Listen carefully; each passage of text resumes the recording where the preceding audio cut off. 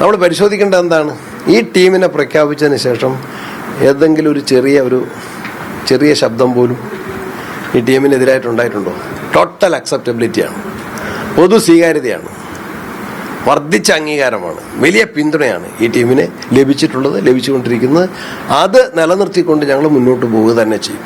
KPCC അധ്യക്ഷനായി സണ്ണി ജോസഫ് ചുമതലയിൽ കഴിഞ്ഞ് ഏതാനും മിനിറ്റുകൾ മാത്രമാണ് ബാക്കിയുള്ളത്. നിർണായകമായ ഒരു സമയത്ത് നിർണായകമായ ചുമതലയിലേക്ക് എത്തുകയാണ്. തിരിച്ച് ഭരണത്തിലേക്ക് എത്തിയില്ലെങ്കിൽ പ്രതിസന്ധിയാണെന്ന് മുതിർന്ന നേതാക്കൾ പോലും അംഗീകരിക്കുന്ന കാലമാണ്. എങ്ങനെയാണ് പുതിയ ചുമതലയെ കാണുന്നത്? പുതിയ ചുമതല നല്ല ഉത്തരവാദിത്വം തന്നെയാണ്. അതിനെ കൂട്ടായിട്ട് ഈ ചുമതല ഏറ്റെടുക്കുന്നു. വിജയകരമായിട്ട് ഇതിനെ പൂർത്തീകരിക്കാൻ സാധിക്കുമെന്ന പൂർണ്ണ വിശ്വാസമുണ്ട്. പ്രവർത്തകരുടെയും അണികളുടെയും അനുഭാവികളുടെയും നേതൃത്വത്തിന്റെയും എല്ലാ സഹായങ്ങളും അഭ്യർത്ഥിക്കുകയാണ്. മുൻപിൽ ഇനിയുള്ളത് തിരഞ്ഞെടുപ്പുകളാണ്, 2 തിരഞ്ഞെടുപ്പുകൾ. അപ്പോൾ കൂടെയുള്ള ടീമിനെ കുറിച്ച് പറയുന്നതും ഇലക്ഷൻ സ്പെഷ്യലിസ്റ്റുകളുടെ ഒരു സംഘം എങ്ങനെയാണ് ആ സംഘത്തെ കാണുന്നത്? ഇലക്ഷൻ തന്ത്രശാലികളുണ്ട്, ക്രൗഡ് പുള്ളേഴ്സ് ഉണ്ട്, ഓർഗനൈസേഴ്സ് ഉണ്ട്. എല്ലാ തരത്തിലും എല്ലാ ചേരുവകളും ചേർന്ന ഒരു ടീം വർക്കാണ്. അത് വലിയൊരു കൂട്ടായ്മയാണ്, അതൊരു മുതൽക്കൂട്ടാണ്. അതിനെ നന്നായി തന്നെ മുന്നോട്ട് കൊണ്ടുപോകും. ഈ സണ്ണി ജോസഫ് എന്ന പേര് ഉയർന്നു കേൾക്കുമ്പോൾ നിരന്തരം പല ചർച്ചകൾ ഉയർന്നു വന്നു. അത് തന്നെ സംഘടനയ്ക്കുള്ളിലെ ചില അപസ്വരങ്ങൾ, അതിന്റെ ദൗർബല്യങ്ങളെ പ്രതിഫലിപ്പിക്കുന്നതായിരുന്നു. എങ്ങനെയാണ് അതിനെ നേരിടാൻ ഉദ്ദേശിക്കുന്നത്? വളരെ ഏറ്റവും ചുരുങ്ങിയ അവസരങ്ങളിലാണ് ഈ ടീം വന്നിട്ടുള്ളത്. വന്നതിന് ശേഷം വരുന്നതിനിടയിൽ ചിലപ്പം ചെറിയ ആശയ വ്യത്യാസങ്ങളോ അഭിപ്രായങ്ങളോ ആഗ്രഹങ്ങളോ അല്ലെങ്കിൽ നിർദ്ദേശങ്ങളോ ഉണ്ടാവും. നമ്മൾ പരിശോധിക്കേണ്ടത് എന്താണ്? ഈ ടീമിനെ പ്രഖ്യാപിച്ചതിന് ശേഷം ഏതെങ്കിലും ഒരു ചെറിയ ശബ്ദം പോലും ഈ ടീമിനെതിരായിട്ടുണ്ടായിട്ടുണ്ടോ? ടോട്ടൽ അക്സെപ്റ്റബിലിറ്റിയാണ്, പൊതു സ്വീകാര്യതയാണ്, വർദ്ധിച്ച അംഗീകാരമാണ്, വലിയ പിന്തുണയാണ് ഈ ടീമിനെ ലഭിച്ചുകൊണ്ടിരിക്കുന്നത്. അത് നിലനിർത്തിക്കൊണ്ട് ഞങ്ങൾ മുന്നോട്ട് പോവുക തന്നെ ചെയ്യും.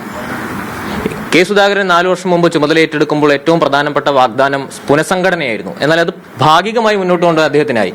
അത് എത്രത്തോളം മുന്നോട്ട് കൊണ്ടുപോകാൻ കഴിയുന്നത്? ആവശ്യമായ രൂപത്തിൽ ആ പ്രവർത്തനങ്ങൾ കൈകാര്യം ചെയ്യും.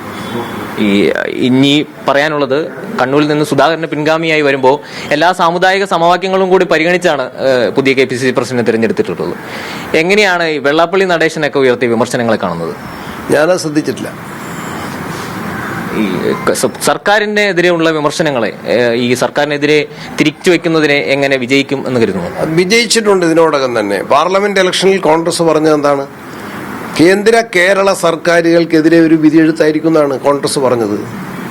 അന്ന് അതിന് ഉത്തരം പറയാൻ MV ഗോവിന്ദ മാഷ് കഴിഞ്ഞിരുന്നില്ല.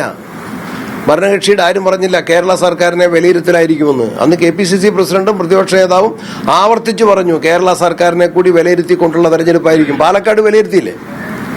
തൃക്കാക്കര വിലയിരുത്തില്ലേ? പുതുപ്പള്ളി വിലയിരുത്തില്ലേ? ഇനി ചേലക്കര പോലും എന്താണ്? അവർ പുറകോട്ടല്ലേ? വയനാട് ബൈ ഇലക്ഷനിൽ എന്താണ്? LDFന്റെ വോട്ടല്ലേ കുറഞ്ഞത്? ഞങ്ങളെ ഭൂരിപക്ഷം കൂടുകയല്ലേ ചെയ്ത്. അതുകൊണ്ട് സർക്കാരിനെ വിലയിരുത്തിക്കൊണ്ട് തന്നെ, പ്രതിക്കൂട്ടിൽ നിർത്തിക്കൊണ്ട് തന്നെ ജനദ്രോഹ നയങ്ങൾക്കെതിരെയുള്ള ജനകീയ പോരാട്ടം തുടരും.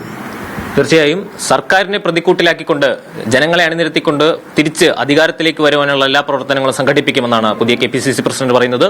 സാദിഖ് പാറക്കലിനൊപ്പം മുഹമ്മദ് ആഷിഖ്, മീഡിയ 1, തിരുവനന്തപുരം.